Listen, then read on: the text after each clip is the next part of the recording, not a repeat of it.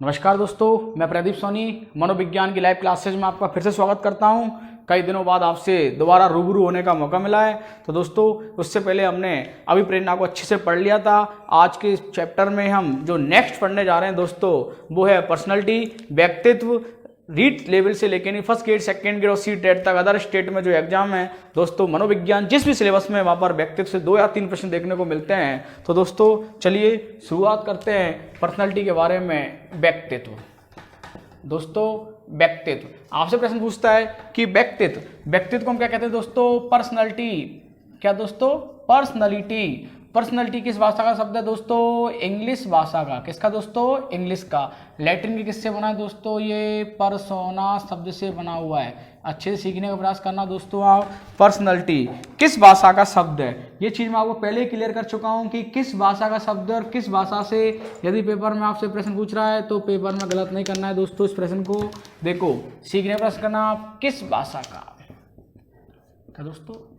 किस भाषा का और किस भाषा से बना हुआ है? जिस भाषा से बना हुआ है। तो दोस्तों कहने का मतलब ये कि हमको वहां पर दूसरी लैंग्वेज देखनी है कि पर्सनैलिटी, व्यक्तित्व किस भाषा का शब्द है। यहाँ पर किस भाषा का, यहाँ पर किस भाषा से। और दोस्तों जिसका अर्थ है क्या? मुखौटा।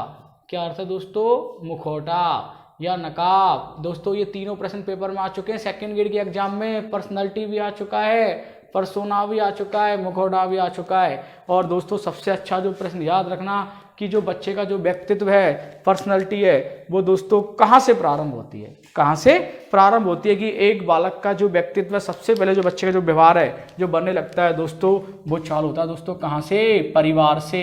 एक बच्चे का जो व्यक्तित्व है जो प्रभावित होगा दोस्तों, कहाँ से प्रारंभ होगा? परिवार से। देखो दोस्तों, सीखने का प्रयास करना आप लोग। प्रारंभ में भी पे आ रहा है और परिवार में भी पे आ रहा है, तो अपने को प्रश्न गलत नहीं करना है। और दोस्तों जो बच्चे की जो व्यक्तित्व की समाप्ति है वो कहाँ से होगी दोस्तों? समाज से। अर्थात व्यक्तित्व का जो अंतिम रास्ता होगा, अंतिम जो बच्चे की जो समाप्ति होगी, देखो दोस्तों समाप्ति में भी से आ रहा है और समाज में भी से आ रहा है। अच्छे से सीखने का प्रयास करना कि एक बच्चे का जो व्यक्तित्व होगा, अर्थात प्रारंभ होगा, बच्चे का व्यक्तित्व बनने लगेगा वो परिवार के सदस्यों से। और जो व्यक्तित्व का अंतिम मार्ग होगा दोस्तों, वो होगा क्या? कहाँ से? समाज से। और दोस्तों जो पेपर में एक प्रश्न आता है, जैसे रीट से लेके नहीं बड़े बड़े एग्जाम तक जो पेपर में प्रश्न आया हुआ है कि व्यक्तित्व को प्रभावित करने वाले कारक कितने? 2 कारक है दोस्तों। व्यक्तित्व के प्रभावित करने वाले जो कारक है वो कितने कारक है दोस्तों? 2। पहला जो कारक है दोस्तों वो है आंतरिक।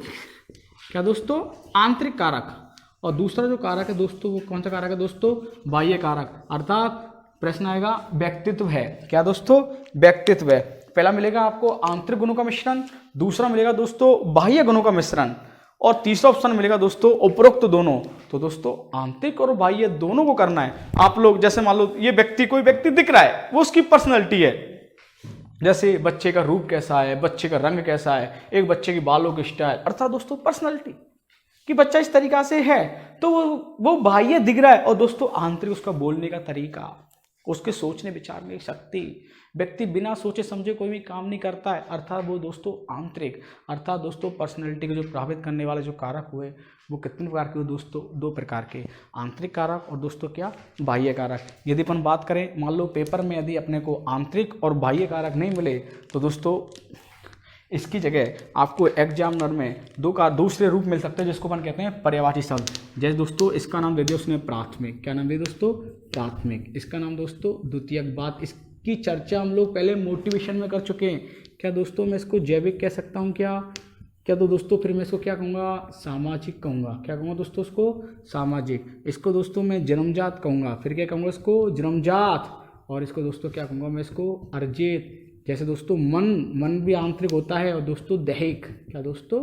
दैहिक का मतलब शारीरिक, बाह्य, जो व्यक्ति शरीर से दिखता है। अर्थात दोस्तों व्यक्तित्व प्रभावित करने वाले कारक कितने? 2। जो पर्सनैलिटी है वो 2 प्रकार की है। जरूरी नहीं है दोस्तों यहाँ पर जैसे आंतरिक जगह उसने आपको दे दिया दोस्तों क्या? वंशानुक्रम। क्या दे दोस्तों? वंशानुक्रम। तो दोस्तों ये क्या हो गया? वातावरणीय। क्या हो गया दोस्तों? वातावरणीय। और दोस्तों मान लो वंशानुक्रम इसने यहाँ पर दिया है तो हो सकता है वंशानुक्रम नहीं देखे नहीं, यहाँ पर वो आपको आनुवांशिक भी दे सकता है। क्या देता है दोस्तों? आनुवांशिक। तो यहाँ पर क्या जाएगा दोस्तों? सांस्कृतिक। अर्थात दोस्तों पर्सनैलिटी, व्यक्तित्व को जो प्रभावित करने वाले जो कारक हुए दोस्तों वो कितने प्रकार के हुए दोस्तों? 2 तरीका से हुए। किन तरीका से हुए? 2 तरीका से, अर्थात व्यक्तित्व प्रभावित करने वाले कारक 2, आंतरिक या क्या? बाह्य। जैसे मान लो उसने भाषा दे दिया, बच्चे का भाषा मतलब आंतरिक बोल रहा है, अच्छा बच्चे का नैतिक विकास दे दिया, मन दे दिया, शारीरिक संरचना दे दी, तो सभी की सभी चीजें दोस्तों व्यक्तित्व को प्रभावित करती है। अर्थात ये कारक कितने सारे नहीं है, सिर्फ 2 ही रूपों में आ रहे हैं, आंतरिक और दोस्तों किसमें? बाह्य। अर्थात प्रश्न पूछता है तो आप इसको उस समय एग्जाम में आपको उपरोक्त सभी पेपर में प्रश्न को आपको करना है। जैसे दोस्तों अभी हमने बात की कि बच्चे का जो व्यक्तित्व है परिवार से प्रारंभ हो रहा है। कहाँ से प्रारंभ हो रहा है दोस्तों? परिवार से। और जो बच्चे का जो व्यक्तित्व है वो कहाँ पर जाके समाप्त हो रहा है दोस्तों? सामाजिक पे खत्म हो रहा है। आप बात करते हैं, एक व्यक्ति हुआ दोस्तों कौन? वैलेंटाइन। कौन हुआ दोस्तों? वैलेंटाइन। सीखने का प्रयास करना। वैलेंटाइन कहता है कि बच्चे में जन्मजात, क्या दोस्तों? जन्मजात और अर्जित, बच्चे में जन्मजात और अर्जित जो प्रवृत्तियों का योग है वो भी एक प्रकार की क्या दोस्तों? पर्सनैलिटी, अर्थात व्यक्ति को प्रभावित करने वाले कारक दोस्तों वैलेंटाइन ने बताया था, जन्मजात और क्या? अर्जित। एक व्यक्ति हुआ दोस्तों बोरिंग, आपने सुना होगा, कौन दोस्तों? बोरिंग। क्या? बोरिंग। बोरिंग कहता है कि बालक का जो व्यक्तित्व है वो समायोजन को प्रभावित करता है। किसको प्रभावित करता है दोस्तों? समायोजन का। देखो दोस्तों, सीखने का प्रयास करना, समायोजन, और आगे ही कहता है कि जो समायोजन है वो समायोजन कैसा होगा? सामान्य रूप से। और दोस्तों साथ में होगा कैसा? स्थायी। कैसा होगा दोस्तों? स्थायी। जैसे कि मान लो मैं डेली 5 बजे जगता हूँ, नॉर्मली रूप में, डेली नॉर्मल हम कहेंगे नॉर्मली व्यक्ति 5 बजे जगता है। स्थायी, ये भी उसका एक तरीका से हो गया स्थायी। डेली के मैं 10 प्रश्न याद करता हूँ या 10 चैप्टर पढ़ता हूँ, 10 घंटे मेरा ये वर्क करता हूँ, तो नॉर्मली है। हम कहते हैं मैं नॉर्मली 5-6 घंटे पढ़ रहा हूँ या 5-6 घंटे वर्क कर रहा हूँ, तो अर्थात समायोजन स्थापित करता है दोस्तों। बोरिंग ने समायोजन के साथ 2 शब्द लगाए थे, सामान्य और क्या? स्थायी। एक व्यक्ति हुआ दोस्तों, आपने नाम सुना हो तो वुडवर्थ। क्या नाम था दोस्तों उसका? वुडवर्थ। देखो दोस्तों, सीखने का प्रयास करना आप लोग। वुडवर्थ। वुडवर्थ कहता है कि बालक का समन्वित रूप, बालक का समन्वित रूप व्यक्तित्व है। बालक के पास जो भी सब कुछ है, समन्वित रूप का मतलब बच्चे ने, जैसे मान लो आपने किसी, आप लोग में से किसी कैंडिडेट ने 10th पास कर लिया, उसके बाद सीनियर पास कर लिया, बीए कर लिया, बीएड कर लिया, एमए कर लिया, टेट का पेपर पास कर लिया, नेट कर लिया और टीचर बन गया। समन्वित रूप सभी प्रकार की योग्यताओं को लेके बैठा हुआ है। अर्थात दोस्तों वो भी एक प्रकार की क्या है? पर्सनैलिटी है। और इसी को आधार मानकर दोस्तों वुडवर्थ, एक कैंडिडेट का आपने नाम सुना होगा, गिलफोर्ड। क्या दोस्तों? गिलफोर्ड। गिलफोर्ड ने क्या किया? समन्वित रूप और दोस्तों समग्र रूप। सीखने का प्रयास करना आप लोग थोड़ा सा इसको, जैसे समग्र रूप में हमको वुडवर्थ करना है और समन्वित रूप में हमको क्या करना है दोस्तों? गिलफोर्ड करना है। एक ही नाम है दोस्तों, समग्र रूप और क्या? समन्वित रूप। एक बार सीखने का प्रयास करना, यदि पेपर में समग्र रूप आ रहा है तो समग्र रूप में आप लोग करोगे वुडवर्थ और समन्वित रूप में करोगे आप गिलफोर्ड। अर्थात बालक बहुत सारी योग्यताओं लेके बैठा हुआ है। यदि समन्वित रूप आ रहा है तो गिलफोर्ड करना है, समग्र रूप आ रहा है तो वुडवर्थ करना है। इसको आप ध्यान से देखना, अभी जो पहले बताया इसको थोड़ा संशोधन करना आप लोग। समग्र रूप पूछ रहा है वुडवर्थ और समन्वित रूप पूछता है दोस्तों क्या करना है? अपने को गिलफोर्ड करना है। और जैसे दोस्तों एक व्यक्ति हुआ, आपने नाम सुना उसको कैटल का। किसका दोस्तों? कैटल। कैटल कहता है कि बच्चे के बारे में भविष्यवाणी करना, बच्चे के बारे में भविष्यवाणी करना। जैसे बच्चा अच्छा दौड़ता है, क्या धावक बनेगा? बच्चा अच्छी फाइटिंग करता है, अच्छा बच्चा शूटर बनेगा, पहलवान बनेगा। बच्चा क्रिकेट में अच्छा खेल रहा है, अच्छा बच्चा क्रिकेट में जा सकता है। बच्चा अच्छा गाता है, यार ये सिंगर बन सकता है। तो बच्चे के बारे में क्या करना दोस्तों? भविष्यवाणी करना। बच्चा नहीं पढ़ रहा है, माइंड से कमजोर है, ये नहीं पढ़ सकता, पहले से उसकी भविष्यवाणी करना। अर्थात वो भी एक प्रकार की दोस्तों क्या है? पर्सनैलिटी। किसके अनुसार? किसने कहा था? कैटल ने। दोस्तों एक व्यक्ति हुआ था बोरेन, आपने नाम सुना हो, बोरेन। बोरेन ने कहा कि बालक के में व्यक्तित्व विकास किसी भी अवस्था में हो सकता है, किसी भी अवस्था में हो सकता है। बहुत अच्छा प्रश्न है पेपर के लिए। देखो बालक के विकास की अवस्था है, 4 अवस्था होती हैं। गर्भावस्था, सबसे पहली अवस्था बालक की गर्भावस्था, शैशवावस्था, बालावस्था और क्या? किशोरावस्था। प्रश्न आ जाए बालक के व्यक्तित्व की विकास की अवस्था कौन सी है, कि बालक के व्यक्तित्व विकास किस अवस्था में होगा। ऑप्शन में मान लो गर्भावस्था दिया हुआ है, चाहे शैशवावस्था दिया हुआ है, किशोरावस्था दिया हुआ है, और एक दिया दोस्तों उसने अनिश्चित अवस्था। तो दोस्तों कहना है अनिश्चित, कोई कह नहीं सकते कि बच्चे का जो व्यक्तित्व है वो किस अवस्था में विकास होगा। हो सकता है कुछ बच्चे ऐसे हो सकते हैं कि 1.5 साल में बहुत अच्छे से बोल सकते हैं, 2 साल में अच्छे से बोल सकते हैं, कुछ बच्चे 5 साल तक नहीं बोल पाते। दोस्तों कुछ बच्चे आपने देखे होंगे कि तीसरी क्लास में चौथी क्लास तक भी अच्छे से किताब नहीं पढ़ सकते हैं और फर्स्ट क्लास में अच्छे से किताब पढ़ लेते हैं। कुछ बच्चे 8th क्लास तक गणित के सवालों को सॉल्व नहीं कर सकते, कुछ बच्चे 5th क्लास में सारा सब कुछ पढ़ लेते हैं। तो दोस्तों बच्चे के व्यक्तित्व विकास अवस्था अर्थात दोस्तों किसी भी अवस्था में हो सकता है, अर्थात क्या करेंगे अनिश्चित अवस्था, कि बच्चे की जो अवस्था होगी वो होगी कौन सी अनिश्चित अवस्था। दोस्तों एक व्यक्ति हुआ वॉटसन। कौन हुआ दोस्तों? वॉटसन। वॉटसन क्या कहता है कि बच्चा को जो कुछ बनना उसको बनने दो, रोको मत। आप चाहते हो कि मेरा बच्चा इंजीनियर बने, डॉक्टर बने, ऐसा नहीं। अच्छा बच्चे पे आप दबाव डाल रहे हो, उसकी पर्सनैलिटी को आप रोक रहे हो, अर्थात बच्चा यदि पेंटर बनना है तो बनने दो, बच्चा भागना है तो भागने दो। अच्छा कहने का मतलब जो भी कुछ बनना चाह रहा है, जो भी कुछ बनना चाह रहा है बनने दो, उसको रोको मत। आपने उसको रोका तो अर्थात उसकी पर्सनैलिटी का विकास रुक जाएगा। किसने कहा दोस्तों? वॉटसन ने कहा। अर्थात बच्चा जो भी कुछ है उसको ऐसे ही करने दो, अर्थात पर बच्चे का ध्यान रखो, बच्चे का ध्यान रखो। अर्थात बच्चा उस क्षेत्र में जा रहा है तो आप लोगों को वहाँ पर उसको मोटिवेशन करना है। बच्चा गाना चाह रहा है, सिंगिंग करना चाह रहा है, बच्चा डांसिंग करना चाह रहा है। बहुत से परिवार वाले होते हैं कि अपने जो बच्चे होती हैं उनको नृत्य नहीं करने देते हैं, अर्थात उसको डांसर में नहीं जाने देते हैं। तो दोस्तों उसको जाने दो, अर्थात वो उसका क्षेत्र वहाँ से जुड़ा हुआ है, अर्थात उसकी वो वहाँ पर पर्सनैलिटी है। हम पहले ही क्लियर कर चुके हैं कि पर्सनैलिटी बच्चे के 2 प्रकार की होती है, आंतरिक और क्या दोस्तों बाह्य। और सबसे ज़्यादा जो पेपर में प्रश्न आता है दोस्तों, वो आंसर प्रश्न पेपर में आपसे पूछता है कि व्यक्तित्व का सर्वश्रेष्ठ कोटेशन किसने दिया दोस्तों? वो है आलपोर्ट। कौन दोस्तों? आलपोर्ट। इस प्रश्न को सीटेट के अंतर्गत पेपर में प्रश्न पूछ लिया गया और बहुत अच्छे तरीक़े से प्रश्न में पेपर में आया हुआ है कि आलपोर्ट के अनुसार व्यक्तित्व है। पहला ऑप्शन दिया हो दोस्तों उसने मनोदैहिक व्यवस्था। क्या ऑप्शन था दोस्तों? मनोदैहिक व्यवस्था। मनोदैहिक व्यवस्था। दूसरा ऑप्शन था दोस्तों उसका गत्यात्मक संगठन। गत्यात्मक संगठन। और तीसरा ऑप्शन था दोस्तों वातावरण के साथ मिलकर अपूर्व समायोजन। अपूर्व समायोजन। दोस्तों पर्सनैलिटी व्यक्तित्व होगी मनोदैहिक व्यवस्था। मनोदैहिक का मतलब दोस्तों मन, मन किस में आता है? आंतरिक में। और दैहिक का मतलब बाह्य शारीरिक, अर्थात दोस्तों मन और क्या दैहिक, अर्थात ये भी व्यक्तित्व को प्रभावित करने वाले 2 कारकों में रख रहा है। गत्यात्मक संगठन परिवर्तन और अपूर्व समायोजन। समायोजन होगा बच्चा तो ही व्यक्ति की पर्सनैलिटी का विकास होगा, अर्थात ये तीनों ही व्यक्तित्व को प्रभावित करती है। किसके अनुसार दोस्तों? आलपोर्ट के अनुसार। चौथा ऑप्शन था उस समय उपरोक्त सभी, तो क्या आंसर होगा दोस्तों इसका? उपरोक्त सभी। अर्थात और प्रश्न आ जाए आपको कि पर्सनैलिटी व्यक्तित्व को बताने वाला सबसे पहला वर्गीकरण जो करने वाला जो व्यक्ति था वो क्या नाम था दोस्तों? आलपोर्ट। ये दोस्तों क्या हुआ? ये व्यक्तित्व की परिभाषा हुई थी, अलग अलग मनोवैज्ञानिकों ने बताया। इनका कहने का मतलब सभी का एक ही रूप है, अर्थात किसी के माध्यम से बालक के व्यवहार को संचालित करना। व्यक्तित्व का अर्थ क्या हुआ? बालक के व्यवहार को संचालित करना, अर्थात बालक का व्यवहार जिसके माध्यम संचालित होगा उसको दोस्तों हम कहेंगे क्या? व्यक्तित्व कहेंगे, पर्सनैलिटी कहेंगे। जन्मजात अर्जित किसने बताया? वैलेंटाइन ने। और प्रश्न पूछे आपसे कि बच्चे में व्यक्तित्व विकास किस अवस्था में होता है दोस्तों? अनिश्चित करना है। क्या करना है? अनिश्चित करना है। और व्यक्तित्व का सर्वश्रेष्ठ कोटेशन जो दिया वो दिया दोस्तों किसने दिया था? आलपोर्ट ने। आलपोर्ट के कोटेशन को आप विशेषकर पढ़ के जाना, क्योंकि पेपर में सबसे ज़्यादा व्यक्तित्व में जो प्रश्न पूछता है वो है दोस्तों कौन सा? आलपोर्ट। आगे बात करते हैं दोस्तों, व्यक्तित्व की बात करते हैं। व्यक्तित्व का दृष्टिकोण।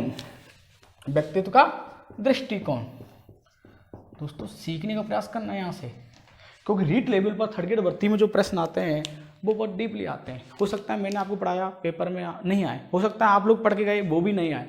तो यहाँ से आप सीखने का प्रयास करना कि एक प्रश्न यहाँ से बनता है जो डीपली प्रश्न दोस्तों, जैसे मैंने आपसे कहा कि एक बच्चे के व्यक्तित्व को वंशानुक्रम व वातावरण प्रभावित कर रहा है। एक बच्चे के व्यक्तित्व को वंशानुक्रम और वातावरण प्रभावित कर रहा है, तो दोस्तों वो कौन सा दृष्टिकोण हुआ? तो आंसर होगा दोस्तों मनोवैज्ञानिक दृष्टिकोण। क्या आंसर होगा दोस्तों उसका? मनोवैज्ञानिक दृष्टिकोण। देखो दोस्तों मनोविज्ञान में क्या आते हैं? वंशानुक्रम और क्या दोस्तों? वातावरण। और इसके अनुसार यदि पेपर में वंशानुक्रम दोस्तों पेपर में आ गया इड, ईगो और सुपर ईगो। इड, ईगो और क्या? Super ego.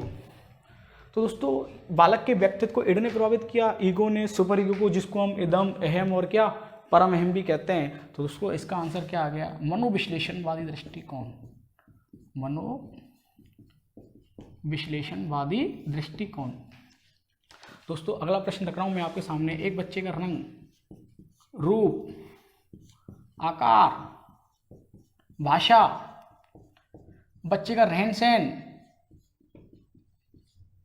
देखो दोस्तों बच्चे का रंग कैसा है, रूप कैसा है, आकार कैसा है, बच्चे की भाषा, बच्चे की रहन सहन, बच्चे का ढंग चाल चलन।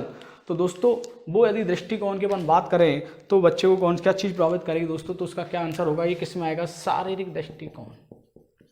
क्या आंसर होगा दोस्तों इसको, शारीरिक दृष्टिकोण।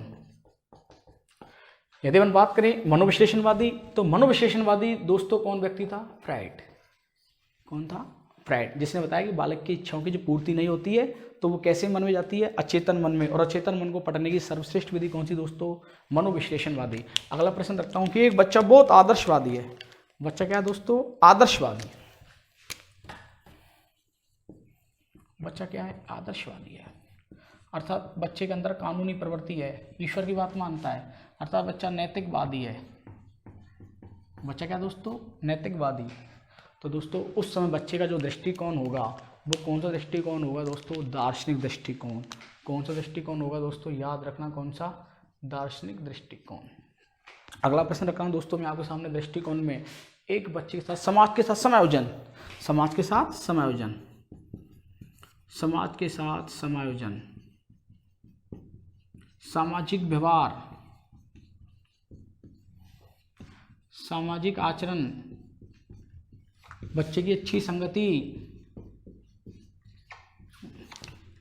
दोस्तों जो ये दृष्टिकोण कहलाएगा वो कहलाएगा कौन सा, जहाँ पर समाज शब्द आ जाए, क्या आ जाए दोस्तों, समाज शब्द आ जाए तो आपको करना है कौन सा, समाज शास्त्रीय दृष्टिकोण। क्या आंसर होगा इसका, समाज शास्त्रीय दृष्टिकोण। तो दोस्तों ये कोई निश्चित नहीं है कि दृष्टिकोण 5 प्रकार के होते हैं, ऐसा कुछ निश्चित नहीं है कि 5 है, पर फिर भी क्या है कि ना व्यक्तित्व संबंधित प्रश्न है।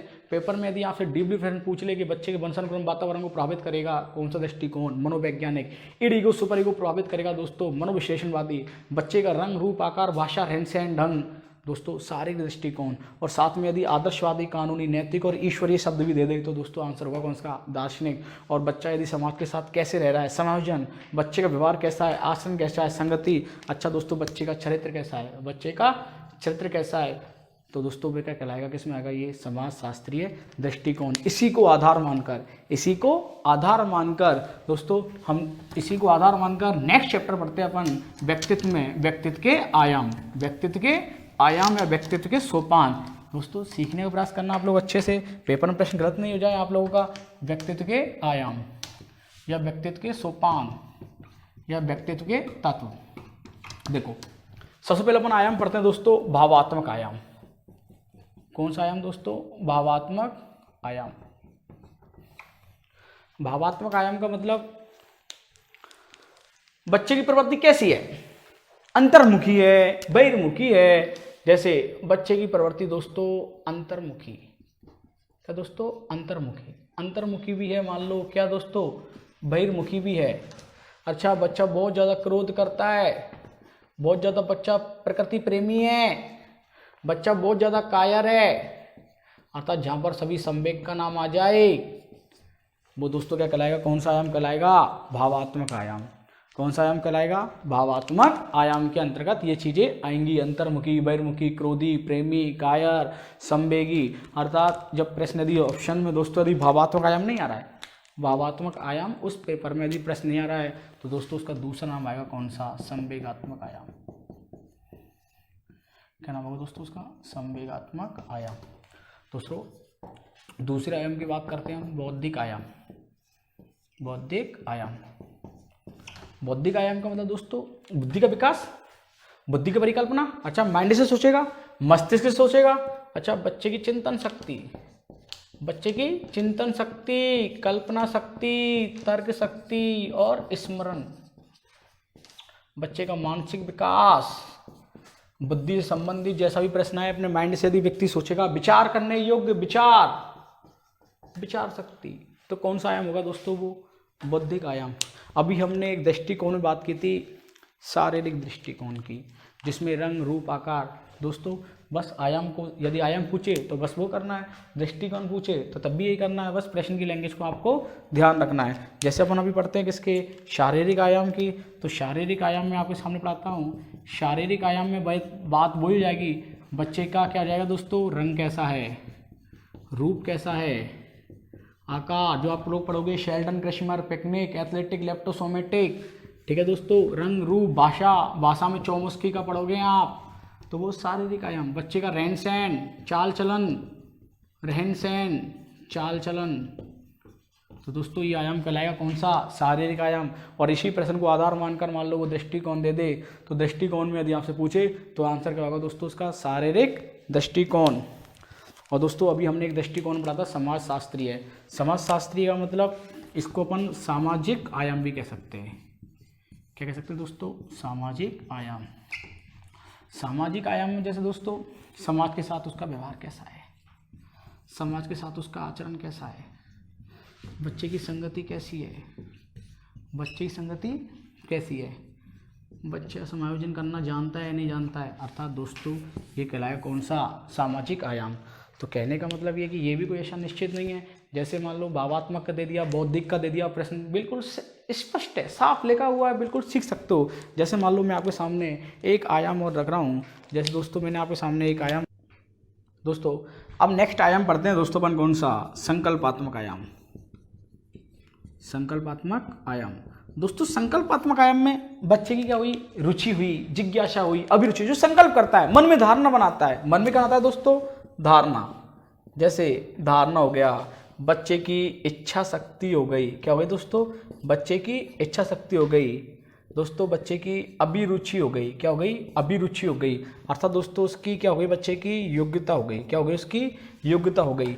दोस्तों तत्परता हो गया, क्या हो गया उसका, तत्परता। जिज्ञासा भी हो गया दोस्तों, क्या हो गया उसका, जिज्ञासा हो गया। परिपक्वता हो गया। तो कहने का मतलब दोस्तों ये बच्चे क्या हो गया, ये संकल्पात्मक आयाम। आप आपसे प्रश्न पूछे कि बच्चे का रंग रूप आकार व्यवहार शारीरिक, बच्चे की चिंतन शक्ति, कल्पना शक्ति, तर्क शक्ति, स्मरण शक्ति किसमें आएगा, बौद्धिक आयाम में। एक बच्चे का अंतर्मुखी, बहिर्मुखी, क्रोधी, प्रेमी, कायर सब किसमें आएंगे, संवेगात्मक में। तो दोस्तों कहने का मतलब ये दृष्टिकोण और आयाम एक जैसा ही है, और ऐसा कोई निश्चित नहीं है, 5-5 प्रकार के होते हैं। जैसे मैंने आपसे कहा कि बच्चा आदर्शवादी है, नैतिक है, तो दृष्टिकोण पूछ रहा है तो दार्शनिक।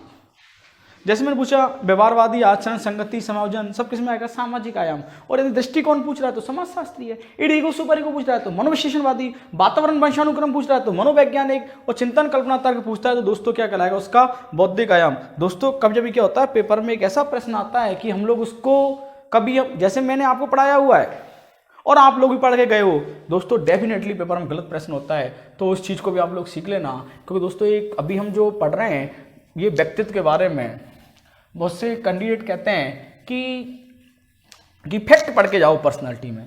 दोस्तों बिल्कुल अच्छी बात है, फैक्ट पढ़ो, पर लेकिन फैक्ट अपने से आना भी तो चाहिए, फैक्ट अपने से आना चाहिए।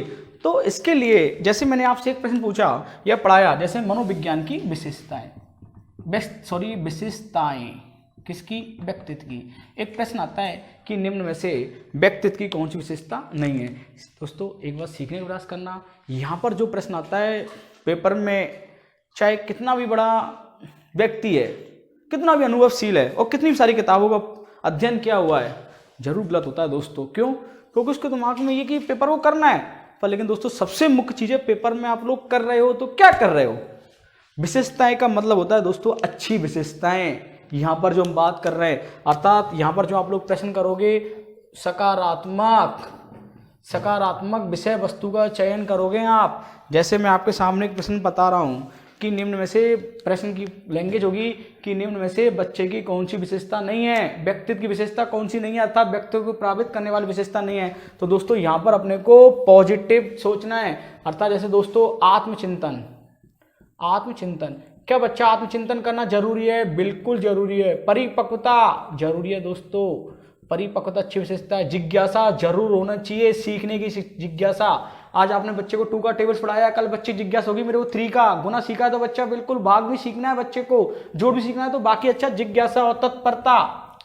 तत्परता का मतलब बच्चे को दिखाओ। और दोस्तों बच्चा परिपक्व भी होना चाहिए उस चीज़ के लिए। आप चाहते हो 10 साल का बच्चा 50 किलो वजन उठाए, ऐसा संभव नहीं है दोस्तों, अर्थात परिपक्व होना चाहिए।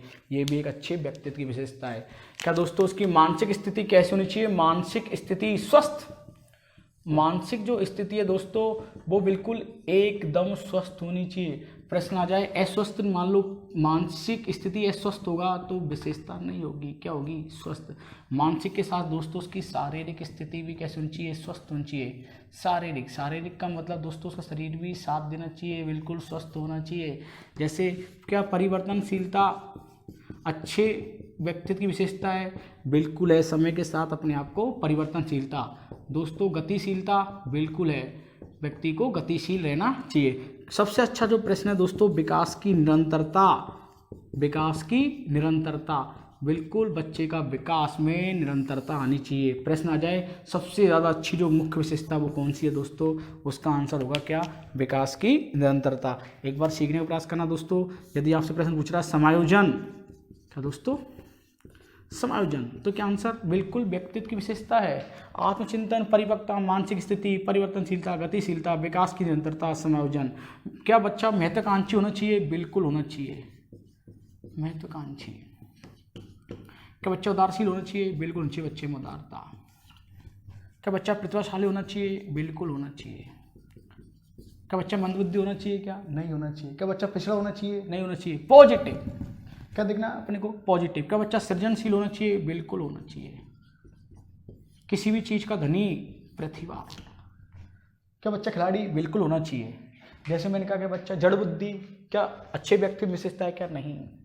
जैसे मैंने आपसे प्रश्न आया कि निम्न में से व्यक्तित्व की विशेषता नहीं है, निम्न में से व्यक्तित्व की विशेषता नहीं है, ऑप्शन दे रहा हूँ। लक्ष्य प्राप्ति, देखो दोस्तों सीखने का प्रयास करना। लक्ष्य प्राप्ति, उद्देश्य प्राप्ति, क्या दोस्तों? उद्देश्य प्राप्ति, कुसमायोजन,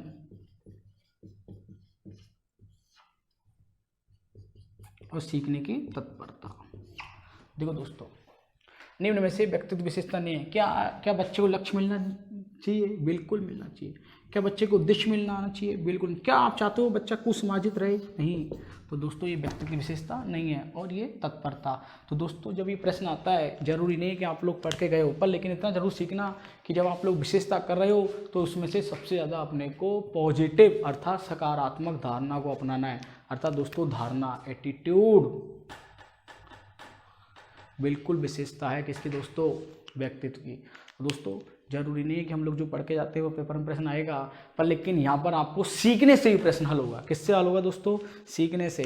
दोस्तों आज के जो वीडियो में हमने व्यक्तित्व के अर्थ, परिभाषा, व्यक्तित्व की संकल्पना, व्यक्तित्व के दृष्टिकोण, व्यक्तित्व का आयाम और व्यक्तित्व की विशेषता के बारे में हमने अच्छे से जान लिया है। जब भी इसका नेक्स्ट वीडियो आएगा दोस्तों व्यक्तित्व के सिद्धांत, बिल्कुल मैं आपसे रूबरू होऊंगा। पहले आप लोग इसका व्यक्तित्व का विषय ज्ञान जोड़ना, क्योंकि व्यक्तित्व के लगभग 3 या 4 पार्ट्स से कम जो ये वीडियो होगा पूरा नहीं होगा। तो आपको सबसे पहले ये व्यक्तित्व के बारे में जानना जरूरी है। और दोस्तों आपके जो भी कैंडिडेट है शिक्षक भर्ती की तैयारी कर रहे हैं, चाहे वो अदर स्टेट है, तो उनको भी ये वीडियो आप शेयर करना। और दोस्तों वीडियो को ज़्यादा से ज़्यादा आप लाइक करना। और अभी तक आपने अपना चैनल सब्सक्राइब नहीं किया तो सबसे पहले आप इस चैनल को सब्सक्राइब करना, क्योंकि जो आपको नेक्स्ट वीडियो आएगा तो उसको नोटिफिकेशन आपको तुरंत मिले। धन्यवाद।